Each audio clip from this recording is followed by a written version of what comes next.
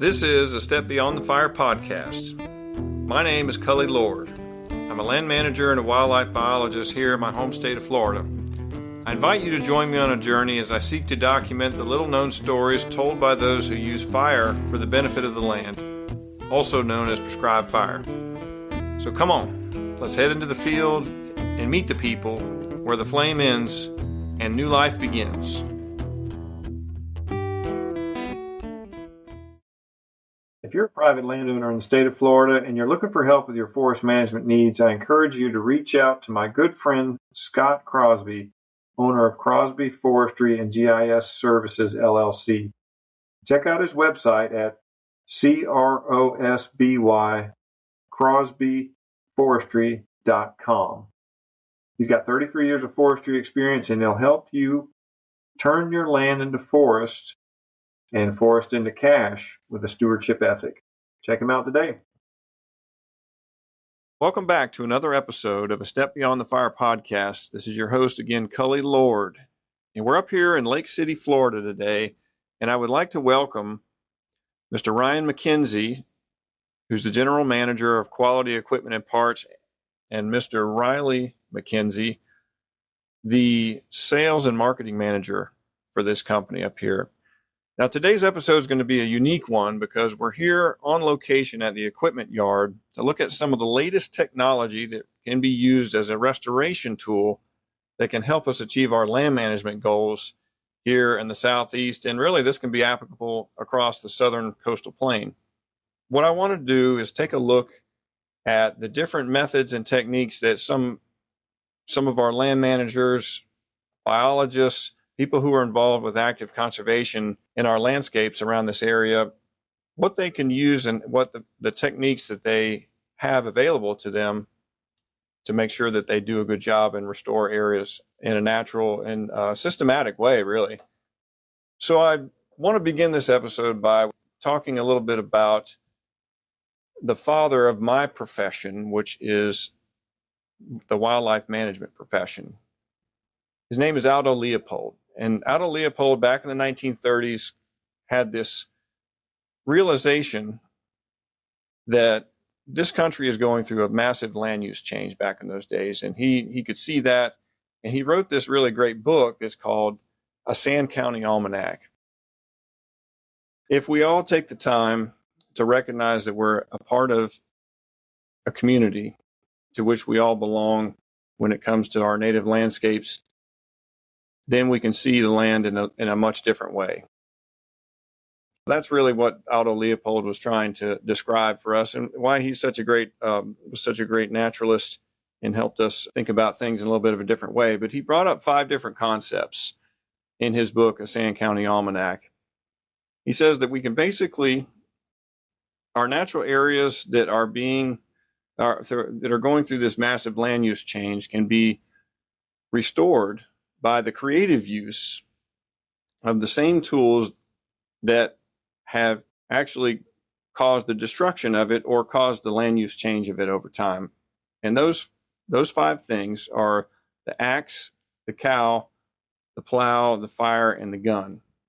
Now, back in those days, things were a little bit different back then, but the first of these, the axe, that can be likened to the new modern day usage of heavy equipment, and whether it's silvicultural management techniques, going into an area and making different types of logging operations that can benefit local wildlife.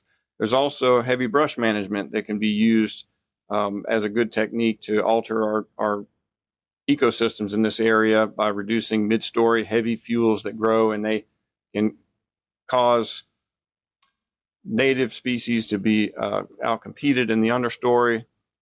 So the axe, the modern day version of the axe, takes a much of a different look than it used to, but that's why we're here today, is to talk about the axe in that sense. The cow can be employed in a variety of different cattle grazing rotations that are better for ecologically for the systems. They can be used in a way that is can actually mimic the same types of things that were happening in the landscape when the buffalo roamed this area, especially even like where we're sitting right now. Bison historically used to be in this area. So the cattle can be used in a way to effectively manage our working agricultural landscapes too. The plow can be used for soil management, and that can also look like a lot of different things, especially when there's rotational like row crops and things are being used for the benefit of local wildlife. And we can also use the plow for good wildfire risk mitigation, right? Putting in our fire lines and those kind of things. And the fourth one, which is fire, we talk a lot about this on the show, and the fire is really the most important wildlife habitat management tool that we have in the Southeast. And then the last one is the gun. The gun can be used as a good harvest management tool for, actively manage wildlife populations. Obviously not all wildlife populations, but anything from fur bearers to ungulates to waterfowl and so on and so forth. So those 5 techniques that he brought up are really set the stage for how we would actively use different types of things that have caused the changes in our landscape over the last 200 years or so, right? Especially here in this country. So again, what I wanted to do today was to just take a dive into some of the latest techniques, the latest equipment that's available, and we're here on location to really give you guys an inside look at why we would use this type of equipment, how we can use it in a creative way to manage our native landscapes, and ultimately to make our, in a lot of cases, reduce the risk of wildfire. So with all that, I'm done with my rambling on those things. Ryan, would you mind sharing with us a little bit about your background in forestry equipment and tell us a little bit about the family business? Yeah, sure, Coley. So our background, as we have it, we are. I'm actually a 4th generation logger. So our family started back in, I believe it was the 70s, maybe early 80s, in the logging profession, and we would go in and like you say, we'd mitigate some of that risk, taking out timber, thinning pines out, and managing the forest in a responsible way, where we'd cut them down, they'd get replanted, and we'd basically cut timber like crops. Fast forward a few years, our logging company ran for about 30 years until we shut it down in 2016, and we shut it down with the sole purpose of focusing on this business, our current business, Quality Equipment Parts, to really highlight forestry in the equipment market and help contribute to our customers' needs more than our own. So to this day, we offer services to sell equipment and provide feedback to customers, really solutions that will help them mitigate the risk of fire, manage their timber, so on and so forth. With our background, we're able to not only help our customer with the need on the right equipment, but also how to use it, how to operate it. So we'll do startups and such. But yeah, we're a family-run business. We stepped into this thing really deep in 2016, starting to grow this industry here in Florida. And as we've grown, I stepped in with my father, who is the owner of our company. Later, my brother Riley, our sales manager, who is also on this podcast, came in. He came in a few years ago, and we enjoy working together each and every day. So. That's great. I appreciate you guys getting together with us today, because this will give us a good inside look at some of the latest tools and technology that's out there.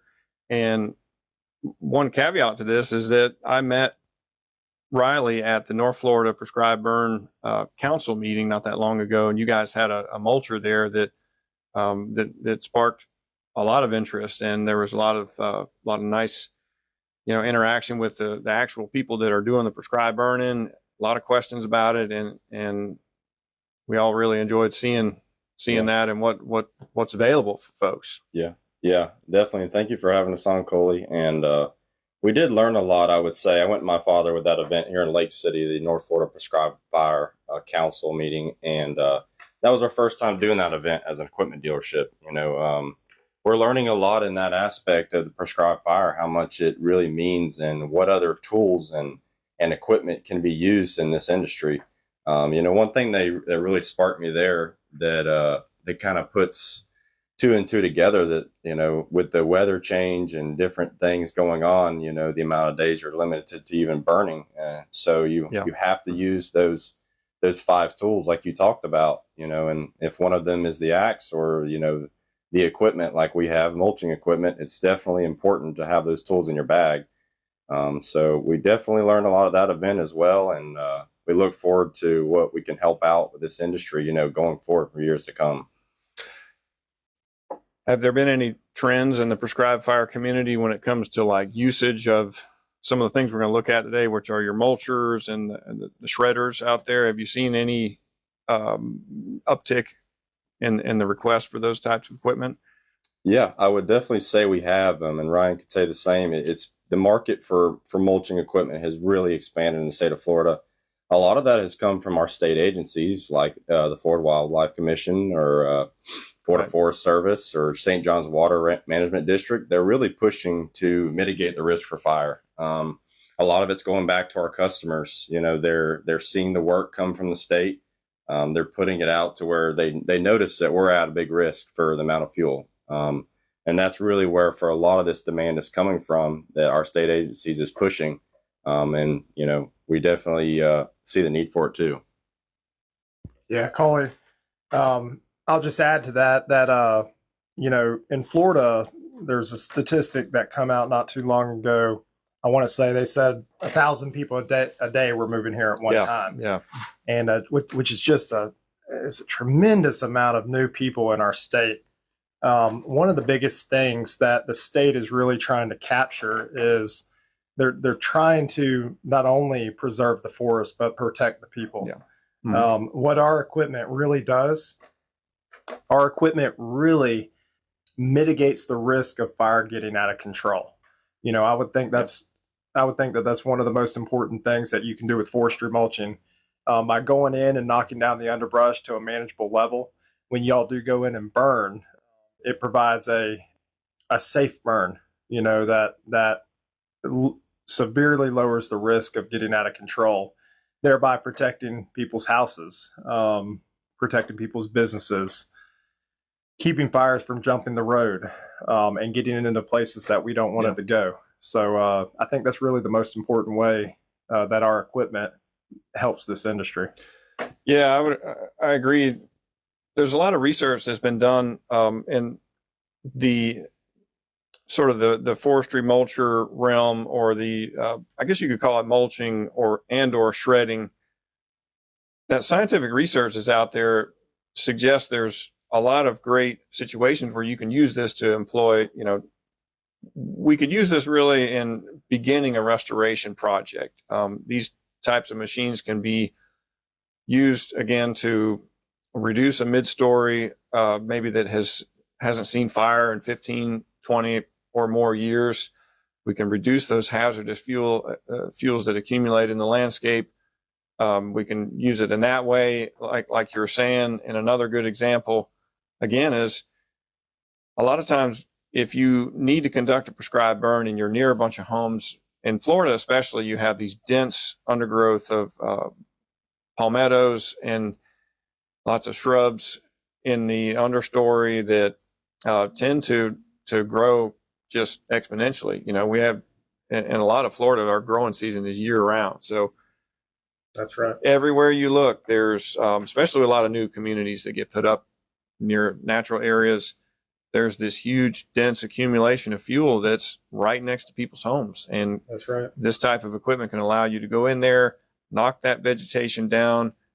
Again, scientifically, on a scientific level, we're rearranging fuels, right? It's you don't necessarily, I don't want to confuse this with eliminating fuels, but we're rearranging them in a way anywhere from, if you're next to a home, you want to go 50 or maybe even 100 feet in to rearrange everything so that so the fire doesn't get too hot, isn't unmanageable next to the neighborhood or next to the home, right. So again, that's why I think this is a good opportunity to look at these things today, because there's a big need for them.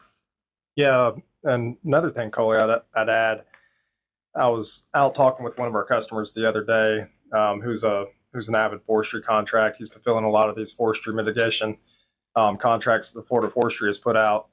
And one thing that we got in conversation about was the amount of forest that hasn't been burned in a really long time. As you say, in Florida, our forest grows year round. All that underbrush grows year round. It is really a task for our forestry service, whether it's the Forestry Service, FWC, St. John's Water Management District, whoever's managing it. It's a real task to keep all that under control every single year. So we're seeing a lot of this growth that has just not been managed in years. We're also noticing a trend of new foresters coming in. Newer guys trying to get more foresters in the industry, trying to get more people that will take over the prescribed burning, for the older guys that have been doing it so many years. That's a real big thing that we've seen a trend.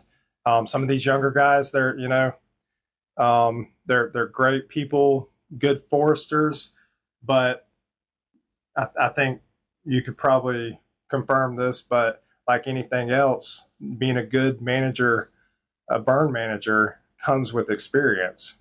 For sure. And we're developing those people and we're growing them up. But it definitely helps when you can suppress that material to get them the experience in a safe way. For sure. Yeah. I totally agree. And having the right equipment is more than half the battle.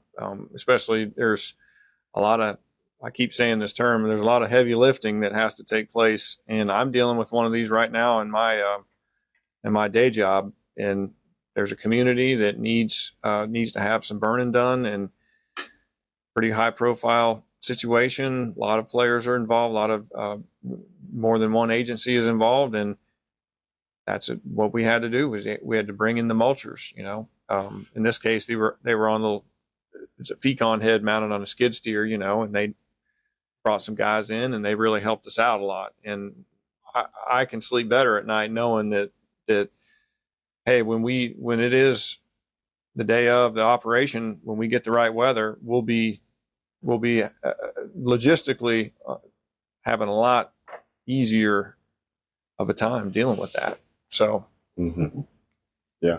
And one thing I was going to expand on, a lot of people question in the mulching world, what it really does to me, or it means to mulch, the fuel down. And a lot of what really happens when you mulch that it creates a byproduct that is very fertile for the soil.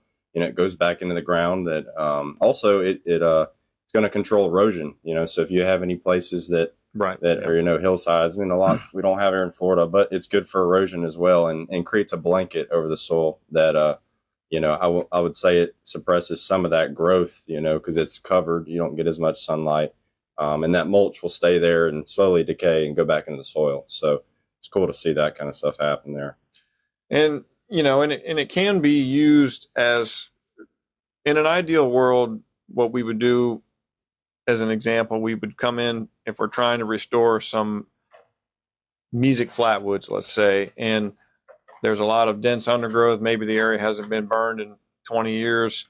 We would come in with this type of equipment and mulch some of those mid-story, those oaks that are maybe about 4 or 5 inches and less in diameter. We would knock those down and we would mulch them, and then follow that up with a prescribed burn. And or we potentially might use herbicide too, to try to kill those oaks, to make sure that we get those understory grass species growing back that we want. That's where the diversity is in that understory. And it can be a really difficult thing to do research will suggest that, hey, fire alone is the best thing to try to do this. But there's a lot of situations where you just can't really do that very well or do it safely.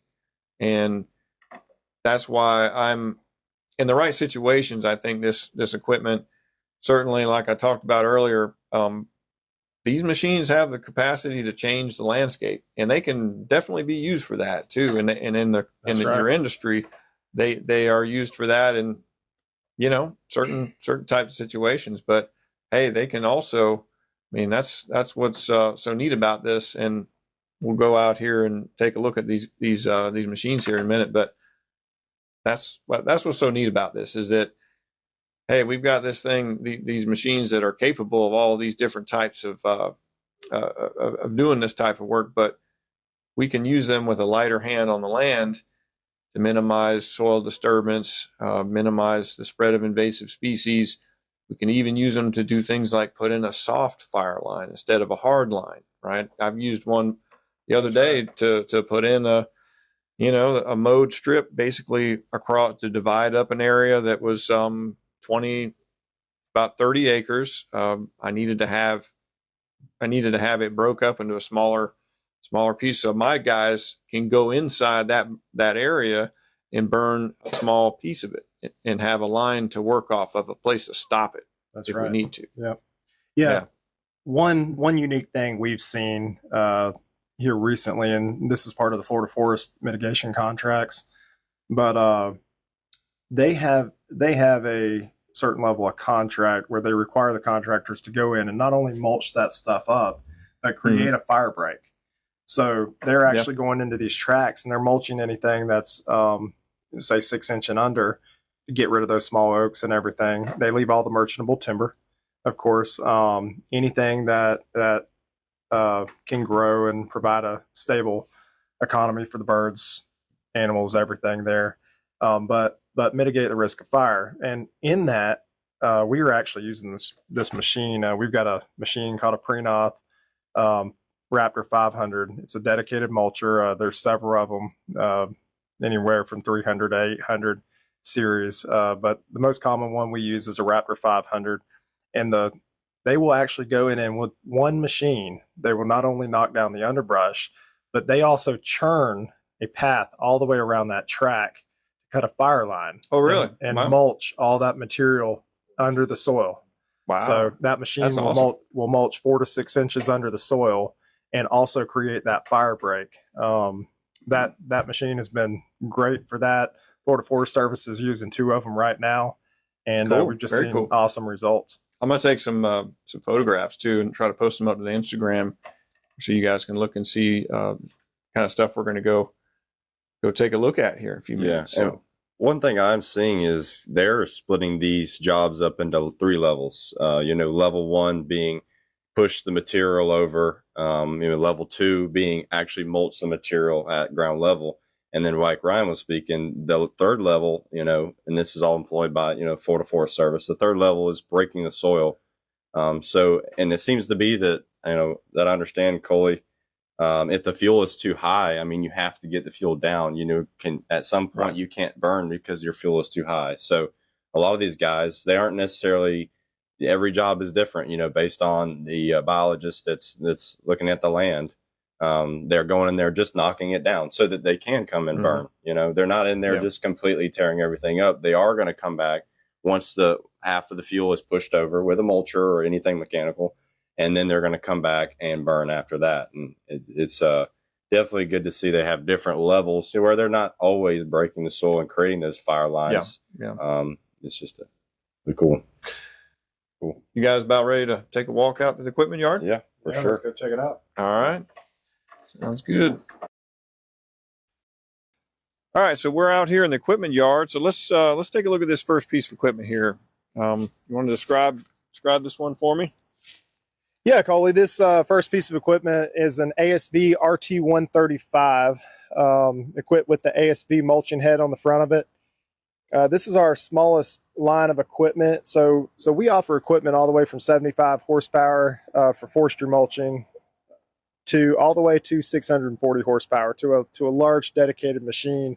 This particular machine here is a 132 horsepower rubber track machine. The 132, you said? 132 horsepower. That's correct. So it's on the smaller side here. It is on the smaller side of our product offering. We do have two models under this one, a 75 and 100 horse.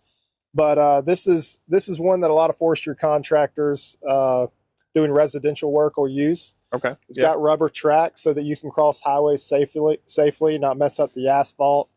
Runs knives on the head, which creates a finer product for the forest, and makes this machine more efficient. So we see a lot of people running these and really good things out of this machine. And what size trees can you safely mulch with this? So this machine, I recommend to people 6-inch minus. Gotcha. It is a track loader machine that is adapted for forestry. It's not necessarily a dedicated machine. They also make a dirt model of this machine, but this machine comes with all the forestry guarding on it, the rear metal forestry doors, and the forestry mulching head. It's also built with a package that will cool the hydraulics on this, so that you can run this head continuously. Another important thing about this, when we talk about a machine adapted for forestry, is it's got a full Lexan cab. So the front door, when sticks fly at them for the safety of the operator, they've got a full Lexan door on this as well to help protect the operator from harm. I was going to say, I'm looking at this. What is that? Like maybe that is a 3/4 inch piece of the same material they use in bulletproof glass. Man, that's impressive. And you can see really well, because I've been in these things before and they have that forestry package on them, where you can't, it's just a little harder to see. So that's really useful. By going to the full Lexan cab, we were able to get rid of that metal surround, that metal grating you're talking about. That's hard to see through. Lexan is the same thing we use in all our dedicated forestry mulchers. So when you go to the dedicated side of things, that's the industry standard. Is that a type of plexiglass or true glass or? Yeah, it's a polycarbonate is what it is. Okay. Gotcha. But whereas plexiglass will break and crack, right? Lexan has a characteristic in it that allows the material to stretch instead of break. Oh, so it'll flex. If something really slams it'll flex. So if I've seen before where sticks went into the Lexan and it stretches in 4 inches, but never pokes through. That much? That much. Wow, yep. Man. Yep. That's impressive. Same reason they use it for bulletproof glass. You can shoot a bullet into it. They'll still put a glass coating on the outside, an actual glass coating on the outside, but you can shoot a bullet into it, and the bullet will actually stretch into the material rather than going through, and it'll slow the speed of that bullet down. So if you're looking to do maybe some fire line prep work, or maybe putting in some interior, maybe some soft lines, that kind of thing, on a little bit of a lighter, brush or anything 6 inches and below, if you want to clean some areas up, this is, and you can. What was the weight on this one? This one weighs in right at like 16.5 with the head. 16.5. Yeah, it's an impressive setup, especially with that being able to, the operator being inside the cab, really being able to see well, which is critical when you're doing that finer scale work. Yep. Yeah, another big thing about these, you'll see this one's got 20-inch rubber tracks. The ground pressure is quite low on these machines, so they're able to go in a little bit wetter environments. Okay. A lot of these machines will have either skinnier tracks or will be a little heavier, and the ground pressure will go up. We like to see as low a ground pressure as possible on our machines. In Florida here, we have a lot of wetlands, and when you're talking about a machine getting stuck and having to, it can turn into a mess real quick. It can turn into a mess real quick. So we look for that in our products. I have this guy I used to work with, really great guy, and he had this email signature, and he had this little business card, and it said, "Cats don't go where the cattails grow," and that's capital CAT, Caterpillar. That's right. So yeah, it can turn into a nightmare when when those kind of things happen. But yeah, it's really great to know. Yeah, just Anything expanding else on this one? Yeah, well, just expanding on what Ryan said, Coley. We carry several lines of products, that the professionals in this forestry industry use. There's many different applications as far as rubber tracks or steel tracks on these mulchers, or even rubber tires. Like Ryan said, every machine is suitable for each terrain you're going to work in. Whether it's a very wet terrain or very rocky terrain. For a machine like we're looking at with this ASV, with the rubber tracks, you definitely would be more comfortable in a wet environment. Now, our Barcode 930B over here, that's a 320 horsepower rubber tired mulcher. You want to take a walk over there and look at this one? Yeah, let's go look at this one.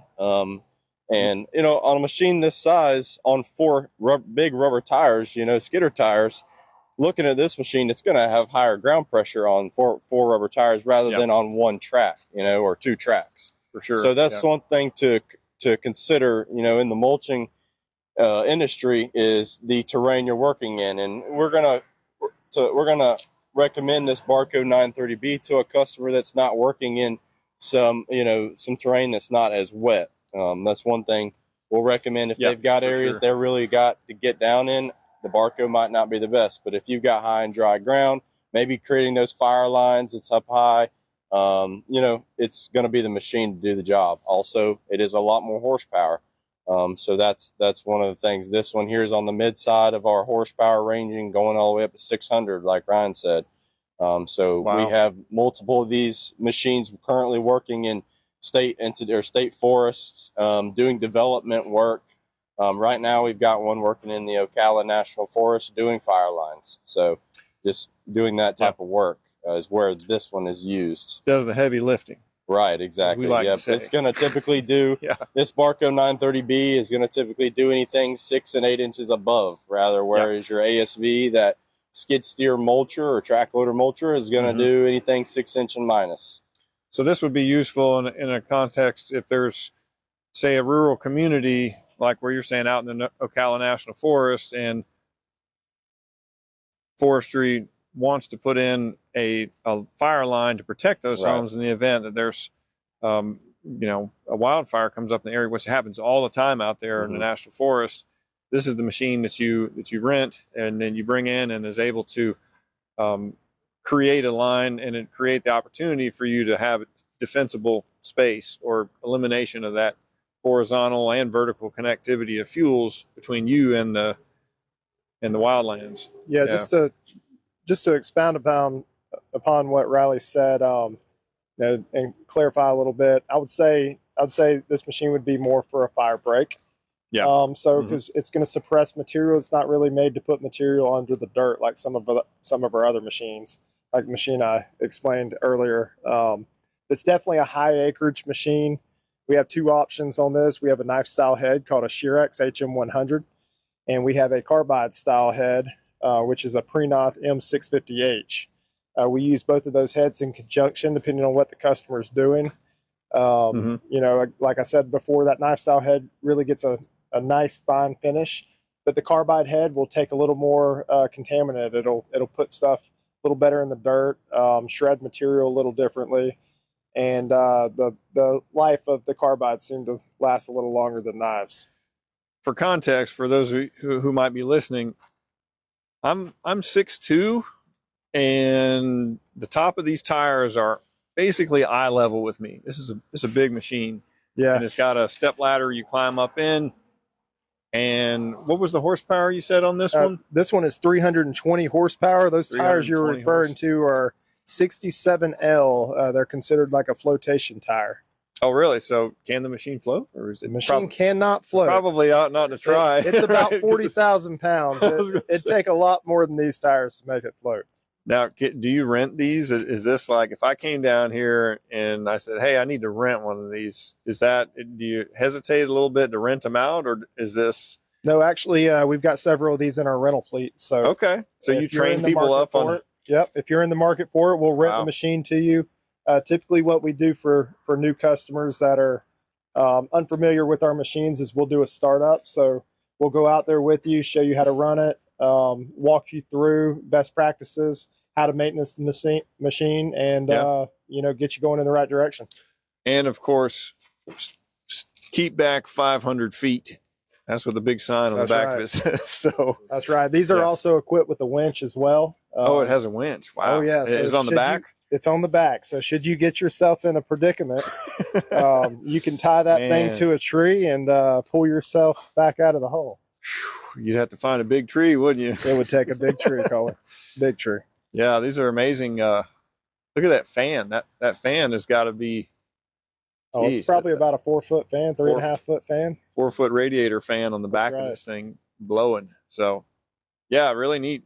Really neat to see. Yeah. And one thing, looking at the separation between a lot of what our equipment does versus your construction equipment or forestry equipment is specifically designed, for this application. As we're looking at the hydraulic fan here, these machines should not overheat in the application, even if it's in the 100-degree heat here in Florida with 100% humidity, because some days here or even out west in Texas, it gets hot. It's going to get dusty when you're mulching. And these machines are built with the components, whether that's the intake, the hydraulic fan, the drivetrain, they're all built for this application, so that's the most important part is whether most of your construction equipment is usually just moving dirt. It's not pushing trees over all day long, 10 hours a day, whether it's 50 or 60 hours a week. They go through a lot of beating and very treacherous job sites. Yeah, that's impressive. What's this one we're looking at right here? The T-Rex. Yeah, so this is a product by Prenoth. This thing looks kind of like a T-Rex. yeah, it's called the Prenoth T-Rex. Equipped with the Prenoth head on it as well. So can you describe Prenoth? So Prenoth. Prenoth is a German brand. They also make snowmobiles and a few other products, but they're made in Germany, shipped over here to the United States. Their headquarters is in where is their headquarters? Granby for North America. Mm-hmm. Prenoth North America actually just formed and bought out a company called Giraffe, which a lot of people should know about. Giraffe is big in tree trimmers and utility line maintenance. This was one of the Giraffe products prior to Prenoth buying it out, but it is a 20,000-pound wheel loader.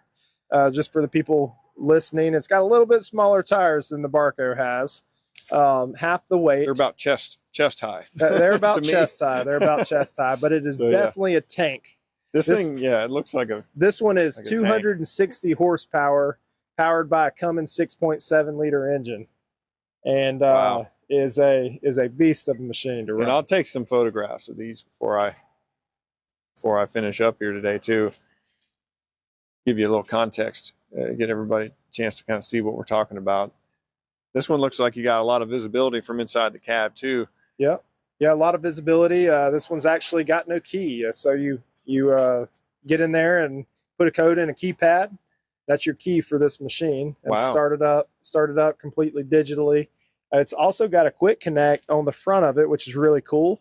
Mm-hmm. So for versatility sake, you can actually put a bucket or forks or a grapple rake on this and use it in a whole bunch of different applications. Wow. So you can really, it's a little more versatile than the Barco over here in that regard. You can swap out multiple heads, but you've got a lot of horsepower to, what would you say these, this mulcher here that we're looking at on the front of this Prenoth can do? So this mulcher is about a 7.5 foot wide mulcher, depending on model. I believe this one is right at 7.5. Mm-hmm.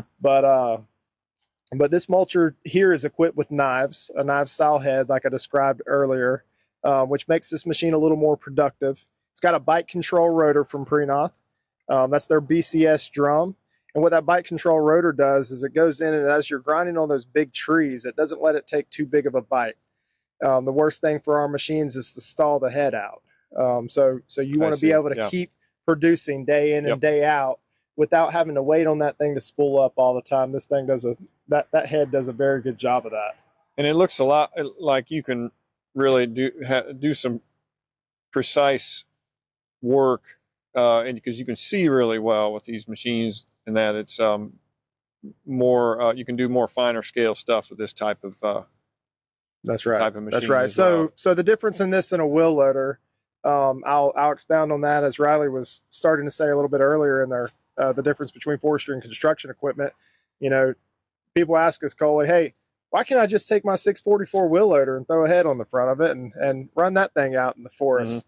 You know, it looks like the same machine, kind of. Well, I can tell you it's definitely not. One of the biggest things on forestry machines with that rotor running 100% of the time while you're mulching, it's creating a lot of heat in the hydraulics. These things have Very true, special cooling packages on the back for these hydraulics to cool these machines. Yeah. They've also got dedicated pumps to run these heads, which also contribute to the performance of it. You know, it was purpose built to mulch trees, whereas a 644 wheel loader was purpose built to push dirt. So, you know, 644 is probably going to be a little better at running a bucket than this one would, but it can run a bucket, you know. That's the difference between these that I like to explain to people. These are also typically, my dedicated machines are also typically equipped with a winch. You know, you're not going to see a 644 get in a dirt hole and get stuck very often, but you're definitely going to sink a little bit when you go out in the middle of the woods and you find a pond basin or a low spot that's holding water. Right. Yeah. Those tires, plenty of places where you can, maybe more upland areas that aren't as wet, I would assume. Right. That's right. These are a type of flotation forestry tire as well. You know, so they do a pretty decent job, but definitely not something that you need to be running into a pond, you know? Yeah. So just thinking off the top of my head, if I was to use this piece of equipment, let's say if I had, I don't know, maybe 60 or 70 acres of heavy brush or natural community restoration work, like, you know, maybe 8-inch oaks and below, something that was a heavy lift that was going to take a long time. This is the type of the piece of equipment that I would choose to do that on more of a drier, you know, site rather than say Mesic. I wouldn't put this in Mesic Flatwoods necessarily, but maybe more kind of more of an upland type ecosystem that's not periodically inundated with water. Right. Yeah, and going about that, you know, we are a full line dealer, so we have, you know, several product brands here in the forestry industry that, because not every guy is going to need this 40,000-pound Barco, you know, as far as production goes, or because of your terrain. You know, some guys might need this ASV over here that's a third of the horsepower, you know, and it's less ground pressure because you need that for smaller jobs. And we even have these smaller machines like the ASV actually being used in mitigation projects. So it's not that they're just doing residential work; they're doing a lot of your commercial work, even and a lot of work, you know, doing some of those level 1 jobs that the Forest Service is asking our guys to do. So you know, they're all very versatile. Every brand that we carry, they all have their place, you know, in this industry. And that's one thing we try as a forestry equipment dealer. We try to provide the guys with the right equipment. You know, we're looking for the solutions that people need. You know, we're not going to sell them something that they don't need in that industry, you know, by which type, just because they need the biggest machine. You know, it's best for us to teach them and find the right equipment for what they're doing. Let's put it that way. So that's the most important part. Yeah, that's a really great approach. Well, you want to talk about, as we wrap things up here, want to describe this last one here we're looking at for us? So we've got one here about in the midways between the two we've, you know, expounded upon, I guess, this is a CMI 175. This machine is actually made in Canada. You know, interestingly, just going over that, you see Prenoth is made in Germany, CMI is made in Canada. A lot of our products are actually made in Canada, overseas. It's just interesting. It's not that stuff built in the USA is great and all, but some of these forest products are made overseas, or like I said, in Canada. They've got it figured out. They have it figured out. They're engineers, and the amount of forest lands they have, they are very smart people. So looking at this machine, this is a 173 horsepower steel track machine.